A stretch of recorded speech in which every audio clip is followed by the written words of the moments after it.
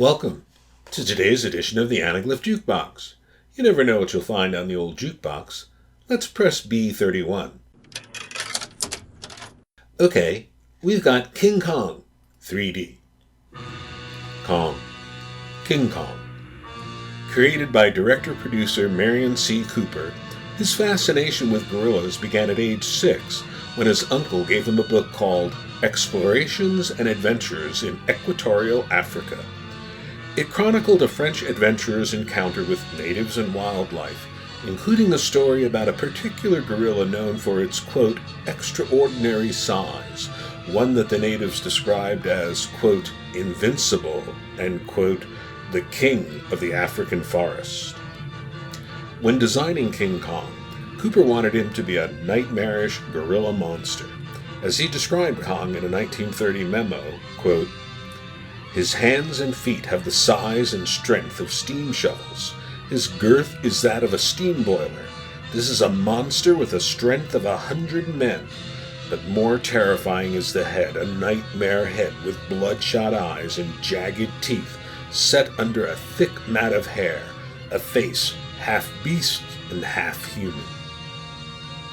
While Cooper envisioned Kong as being 40 to 50 feet tall, animator Willis O'Brien and his crew built the models and sets, scaling Kong to be only 18 feet tall on Skull Island and rescaled him to be 24 feet tall in New York City.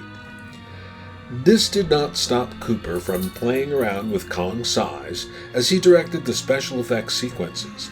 By manipulating the sizes of the miniatures and the camera angles, he made Kong appear a lot larger than O'Brien wanted, even as large as 60 feet in some scenes.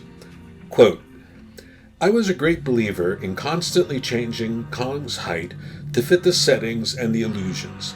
This broke every rule that O'Brien and his animators had ever worked with, but I felt confident that if the scenes moved with excitement and beauty, the audience would accept any height that fitted into the scene. For example, if Kong had only been 18 feet high on top of the Empire State Building, he would have been lost like a little bug. I constantly juggled the heights of trees and dozens of other things. Produced early in the sound era, this 1933 film has a thematic score instead of simply background music. A 46-piece orchestra was used and 3-track recording for the very first time. One for the music, one for the dialogue, and one for the sound effects. Son of Kong was in theaters in December 1933, just 9 months after King Kong's debut. Since 1962, Kong has regularly returned to the big screen.